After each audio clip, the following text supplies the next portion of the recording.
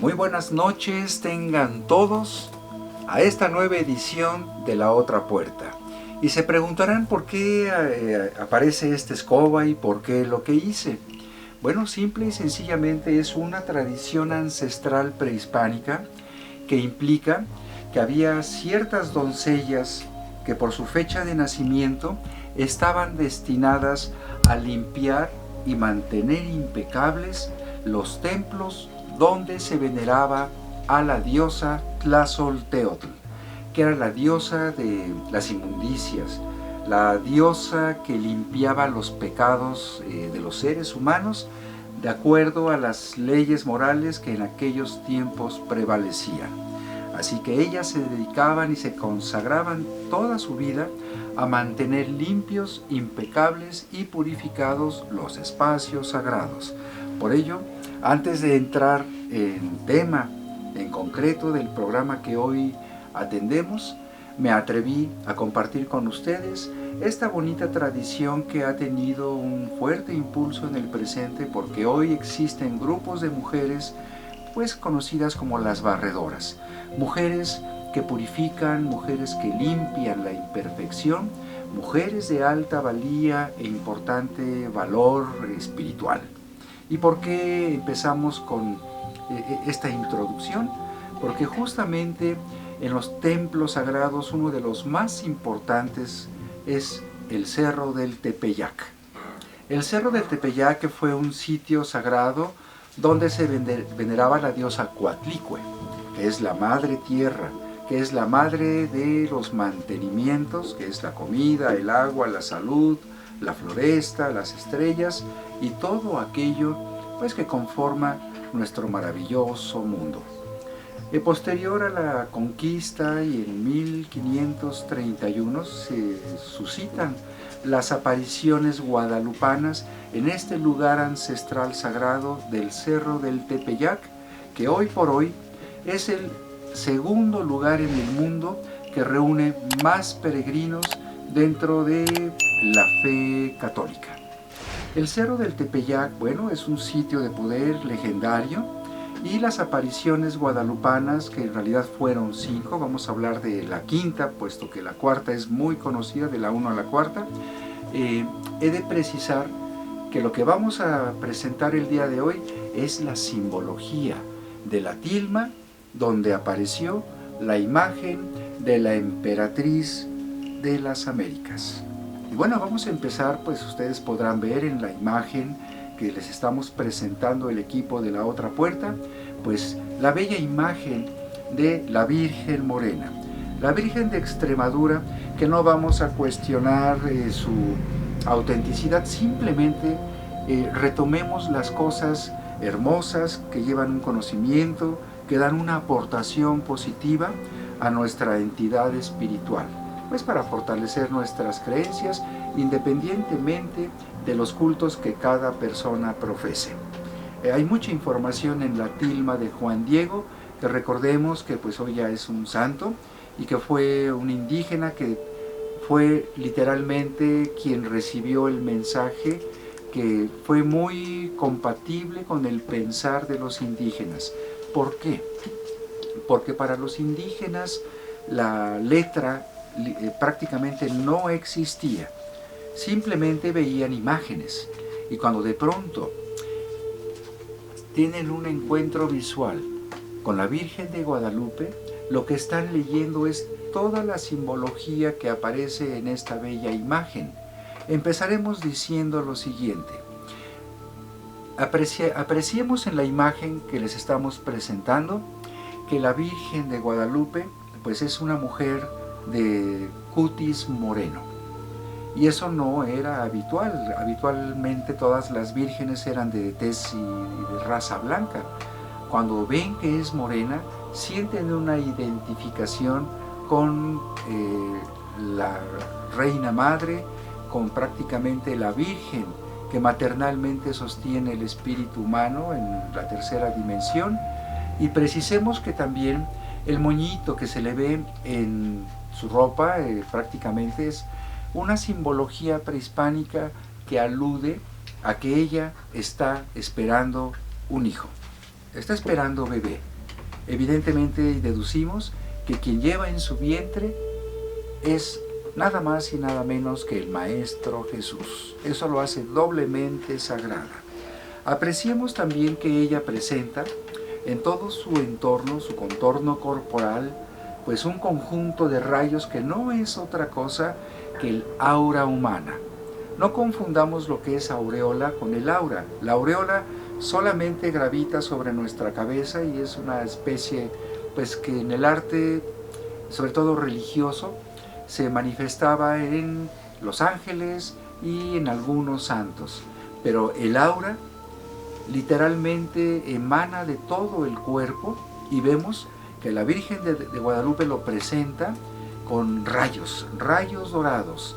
Y se dice que el aura humana más pura es justamente la color ambarina, lo cual expresa que ella posee una energía muy pura, muy elevada, y que es un ser humano que tenía una espiritualidad muy poderosa y una vez que ascendió, porque además recordemos que la Virgen María, de acuerdo a la tradición, no murió, solamente fue elevada a las alturas para divinizarse y para purificar un espíritu tan maternal, tan amoroso, que es el culto más importante del México actual. También vemos que en su manto existe un conjunto de estrellas. Se ha dicho que la ubicación de esas estrellas corresponde fielmente a las constelaciones estelares que en ese año sobre México estaban vigentes y estaban ejerciendo una influencia que registra su tiempo y que le da mucha fuerza a la fe de los indígenas que llegaban a venerarla. También vemos que a sus pies hay un ángel. Hay un ángel y muchos suponen que es el rostro de San Juan Diego. Hay quienes dicen que es un trono. Recordemos que en las jerarquías angelicales los tronos se representan con caritas, con alas, y los colores que presentan las alas de este trono representan los tres colores que aluden a los rumbos cardinales. Y vemos también que hay una luna negra. Esa luna negra coincide mucho con las apariciones marianas, es decir, que hay ciertas fechas muy cercanas a inicios de diciembre de cada año, en el cual las apariciones marianas son frecuentes, como la Virgen de Fátima, la Virgen de Meyugori y otros ejemplos más. También podemos mencionar que en relación a la simbología de la tilma de la Virgen de Guadalupe, presenta flores. Esas flores son un símbolo por excelencia del corazón palpitante, pero no el corazón biológico, sino el centro de poder corporal humano que hace que a través del plexo solar podamos entender y comprender la importancia que tiene la verdadera identidad humana, que no es mental, sino espiritual. Sin embargo, también se sabe en el conocimiento esotérico que el conocimiento intelectual fue otorgado al ser humano para resolver los problemas terrenales y la espiritualidad para fortalecerla y preparar un ascenso elevado, purificado, con una conciencia más abierta y sobre todo caminando por la senda del bien.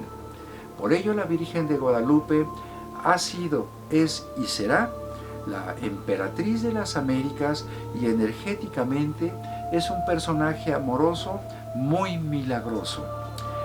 Entendemos que la Virgen de Guadalupe tiene incluso en las pupilas de sus ojos representaciones que algunos científicos de la NASA se dieron a la tarea de analizar microscópicamente qué es lo que representaban esas imágenes que aparecen en los iris de la emperatriz de las Américas, y encontraron justamente un segmento del momento en que San Juan Diego llega ante Fray Juan de Zumárraga para presentar, después de vertir un ramo de rosas, un conjunto de flores, la aparición de la Virgen de Guadalupe.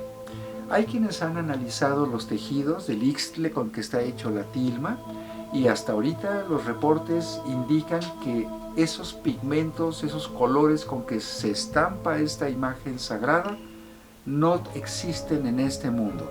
Es decir, no son compuestos minerales ni son aceites, sino probablemente sean térmicos, lo cual es muy difícil de comprender para el ser humano contemporáneo, porque no conocemos una técnica que sea capaz de dar color a tejidos, a fibras vegetales que puedan generar color.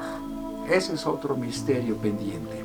Pero también se ha dicho, y hay músicos que han interpretado, que la colocación de las estrellas del manto de la Virgen de Guadalupe no es otra cosa sino una partitura que tiene una melodía. Les vamos a presentar un segmento de cómo suena esa música que estos músicos han interpretado como una obra de alabanza, de un portento espiritual que toca no solo la sensibilidad humana, sino también activa el poder espiritual. Escuchemos un segmento.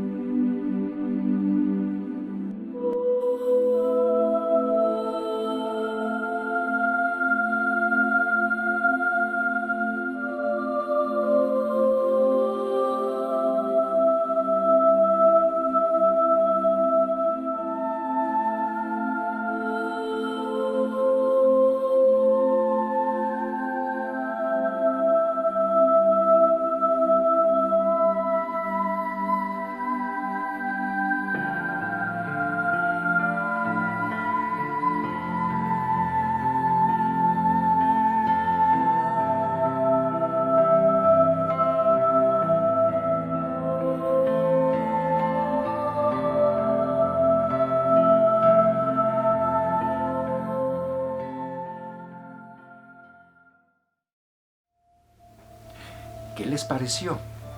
Es una música que sin duda es hermosa, es bella. Así que cada vez que contemplen a la Virgen de Guadalupe, recuerden que no es otra cosa sino un recordatorio de que mientras transitemos en la senda de la construcción amorosa y respetuosa, utilizando el intelecto y apoyados con la fe que cada ser humano tiene derecho o no de utilizar, será una llave que resolvería muchas circunstancias de nuestro propio destino. Así que recordemos que la Virgen de Guadalupe no es más que un mensaje que nos recuerda cuál es nuestra verdadera esencia. Pero bueno, espero que les haya gustado este segmento y ahora vayamos a la península de Yucatán. Vayamos a esa región maravillosa maya y a un enclave arqueológico que tal vez muchos de ustedes o ya conocen o han escuchado, que es la ciudad de Uxmal. Uxmal fue un centro de poder político muy importante. Era una trilogía de ciudades que tenían el control de prácticamente toda la península de Yucatán y parte de Centroamérica, que se distribuía en cuanto a su influencia política, económica y social en Palenque, Chichén Itzá y Uxmal. Pero hoy vamos a hablar de la hermosísima y admirable pirámide conocida como el Templo del Adivino. La historia y la leyenda maya refieren que en cierto momento, mucho antes de la conquista, hubo una bruja maya muy poderosa a la que la gente de la ciudad de Uxmal le rehuía. Ella se vio obligada a vivir lejos de la ciudad, pero a una distancia que le permitía darse cuenta de todo lo que acontecía en Uxmal. Pero ella tenía el sueño, tenía el anhelo y pedía con todas sus fuerzas a las deidades tener un hijo. Ella sabía por los propios oráculos que manejaba que el destino le decía: no lo tendrás. Sin embargo, se rebeló a este designio y con sus poderes en cierta cueva de una región hasta hoy desconocida, logró crear un huevo. Ese huevo lo cuidó, hacía sus conjuros, sus rituales, sus preparaciones, hasta que ese huevo eclosionó y surgió de su interior un ser. Ese ser fue llamado el cocorvado. El cocorvado es una especie de jorobado, pero curiosamente este cocorvado, inmediatamente después de nacer, ya tenía poderes, incluso aconsejaba a su propia madre. A pesar de que no salió de su cuerpo, fue generado por el poder de esta bruja que la gente veía con mucho desdén porque se decía que era una mala persona. Bueno, ese cocorvado empezó a explorar las regiones selváticas hasta que en cierta ocasión descubrió una cueva que nadie antes había visitado, al menos en el tiempo que él imaginaba, y encontró en su interior un címbalo dorado. El címbalo es una especie de platón que era de oro, que era un instrumento de percusión que tenía gran fuerza porque este címbalo estaba encantado. Al verlo, no pudo controlar su curiosidad para percutirlo, y una vez que impactó el címbalo, el sonido se fue amplificando de tal manera que sus ondas sonoras llegaron hasta Uxmal. Entonces los sacerdotes, muy asustados y extrañados, porque ellos conocían una profecía. Esta profecía decía que aquella persona que descubriera el címbalo y lo hiciera sonar, tenía derecho de reclamar el trono de Uxmal. Y en aquel entonces Uxmal era una ciudad maya muy próspera, tenía un poderoso ejército y tenía prácticamente una influencia muy importante en los otros dos enclaves políticos que ya mencioné, el Palenque y Chichén Itzá. Una vez que la bruja, que también conocía la leyenda, escuchó el sonido, de inmediato fue a proteger a su hijo, a este cocorvado, que para ese entonces ya caminaba, ya hablaba, era muy ambicioso y era muy dado a buscar los placeres. La bruja, sabiendo esto, lo escondió, pero el rey de Uxmal mandó a sus mejores exploradores para indagar quién había percutido ese címbalo. Y tarde que temprano lo encontraron, a pesar de los esfuerzos de su madre brujeril, que quiso hacerlo invisible, pero no fue posible. El propio cocorvado, una vez que escuchó de labios de su madre la leyenda, se invadió de ambición. Así que él propició ese encuentro, fue encontrado, fue capturado y fue llevado ante el rey de Uxmal. El rey sabía que tenía derecho este cocorvado a reclamar su trono. Sin embargo, el rey, siguiendo la conseja de sus asistentes, de dos muy sabios, decidió poner 3 pruebas para que el cocorvado no pudiera aspirar a obtener el reino. Y estas 3 pruebas implicaban lo siguiente. La primera prueba era el contar las hojas de una gran ceiba que había muy cerca de lo que hoy se conoce como el cuadrángulo de las monjas, que es una estructura que está detrás de la pirámide que hoy ocupa nuestro tema. Bueno, pues toda la gente se reunió, el alto sacerdocio, los guerreros y desde luego la nobleza. El cocorvado asistió y simplemente con sus poderes determinó que el número de hojas de ese árbol era tal. Y el rey dijo: eso es falso. ¿Cómo puedes contar sin tocar una sola hoja su cantidad en este gran árbol? Pero de pronto se asomó un murciélago de gran tamaño y a todos les dijo: el cocorvado tiene razón. El número que refiere es exacto y sería muy injusto de parte de ustedes, señalando a la nobleza, que no acreditaran esa primera prueba. De tal manera que ante todos el rey tuvo que aceptar que finalmente había atinado el cocorvado. La segunda prueba consistía en soportar el impacto de unos coyoles que son semillas muy duras en la cabeza y reventarlos con una maza. Bueno, pues el Cocorvado le pidió al rey un día de tolerancia para prepararse para superar esta prueba. El rey pues dijo, pues no creo que sobreviva. La intención del rey era que con el primer impacto al romper un coyol en la cabeza del Cocorvado, este evidentemente iba a morir. Le concedió ese día. Y el Cocorvado fue con su madre, quien con sus poderes confeccionó un casco invisible capaz de soportar esos impactos. Pero el rey antes anticipó la segunda prueba, que simplemente es un resultado que hasta hoy se debate en qué consistió. Era una prueba de sabiduría en la cual también el enano Cocorvado, porque era un enano también, logró superar esta segunda prueba, y cuando llegó la tercera, que era la contundente, el rey pidió al Cocorvado que fuera el primero en pasar esa prueba. El Cocorvado lo aceptó, y el primer impacto hizo que el coyol reventara. El rey, asustado, no tuvo alternativa, porque ahora él seguía y él no iba a sobrevivir a un impacto tan poderoso. Le iba a reventar el cráneo y fracturar completamente el cuello. Así que, humillado y muy triste, el rey de Uxmal terminó otorgando al Cocorvado el reino de Uxmal. Y después de ese momento, al día siguiente, de acuerdo a la leyenda, apareció esta bella pirámide, hoy conocida como el Templo del Adivino, que se dice que el Cocorvado construyó con sus poderes mágicos en una sola noche. La gente, al ver el portento, decidió huir de la ciudad, y se dice que ese fue el inicio de la decadencia de la otrora poderosa Uxmal.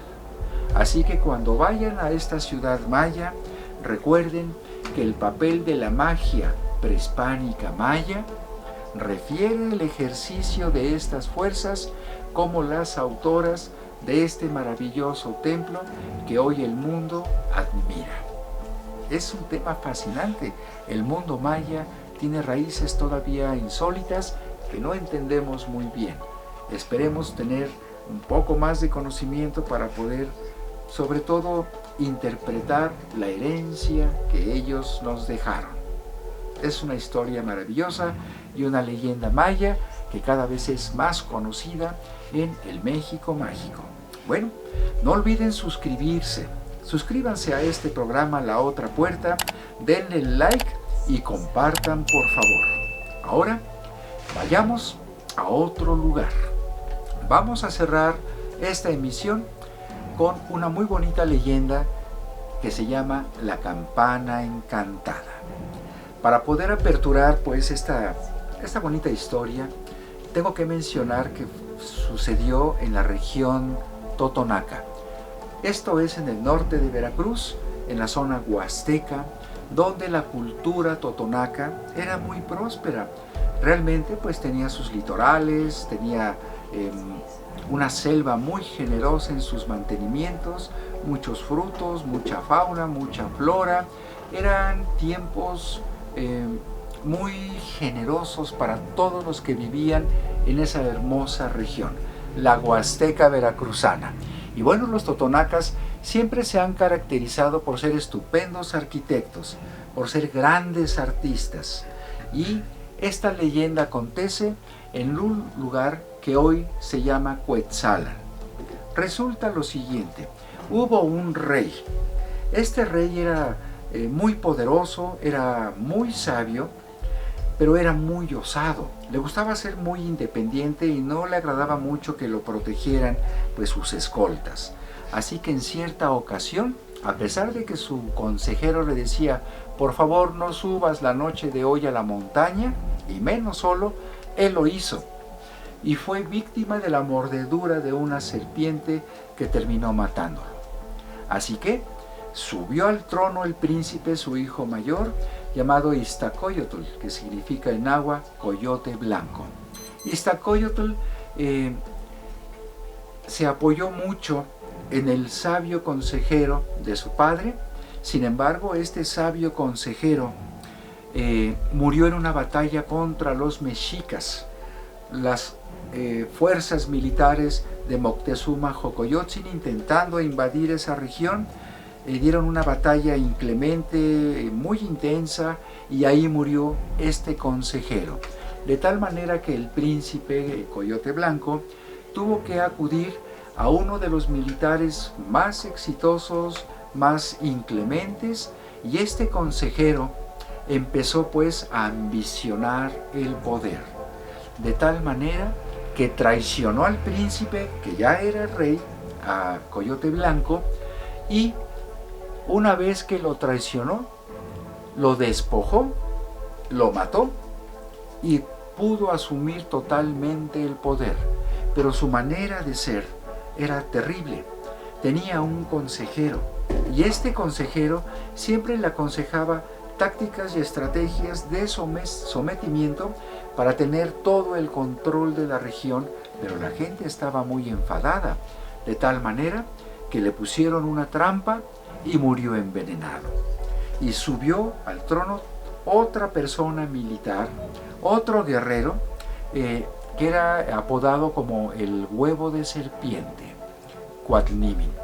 Este personaje era atroz, era muy vengativo, era tremendamente ambicioso, y empezó a castigar a todas las comunidades vecinas con tributos, y era muy inclemente, era muy injusto, y se ganó el enfado de todos los habitantes, de tal manera que una vez que cometió un error, subió al trono el siguiente heredero y lo mandó capturar. Una vez que capturaron a este hombre tan ambicioso junto con su consejero militar, usaron ciertas estrategias, y se dice incluso que era apoyado por nahuales, de lo cual hablaremos en el siguiente programa, lo que es el nahualismo. Estos nahuales le ayudaron a escapar de la prisión donde los tenían confinados, y se vieron obligados a huir a las montañas para no ser capturados. Y resulta, de acuerdo a la leyenda y a la historia, que en el año de 1533 llegó a esa región un grupo de jesuitas que llevaban una gran campana que tenía la figura de un gallo.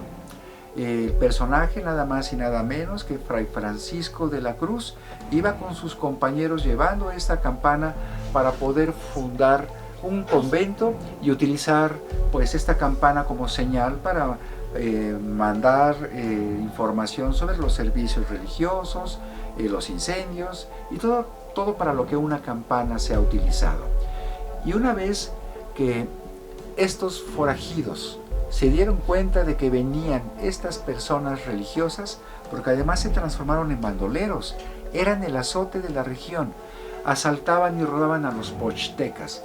Los pochtecas eran comerciantes que recorrían prácticamente desde el norte de la frontera actual de México y Estados Unidos, desde el centro de la Federación de Cahokia, que incluía grandes naciones de América del Norte, toda Mesoamérica y Centroamérica. Ellos recorrían, se dice, a lo largo de su vida, a lo más que daban era a 5 viajes, porque se llevaban muchos años caminando, viajando a pie, a veces en las riberas del Golfo de México para llevar sus productos. Pero una vez que estos forajidos veían a pochtecas, los robaban, muchas veces los mataban y volvían a huir. Pero bueno, esta campana que refiero fue robada por ellos. Fue robada y los frailes no pudieron hacer nada por encontrarla.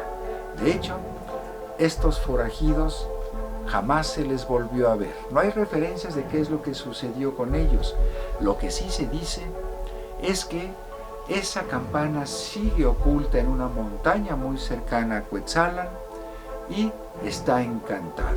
El encantamiento consiste en lo siguiente: cada año a las 12 de la noche hay puntos en las cercanías de esa montaña en la cual se puede escuchar el tañido el sonido de esa campana encantada, que también se dice, de acuerdo a los totonacas actuales que conocen la tradición, esta campana anuncia las tormentas y los ciclones.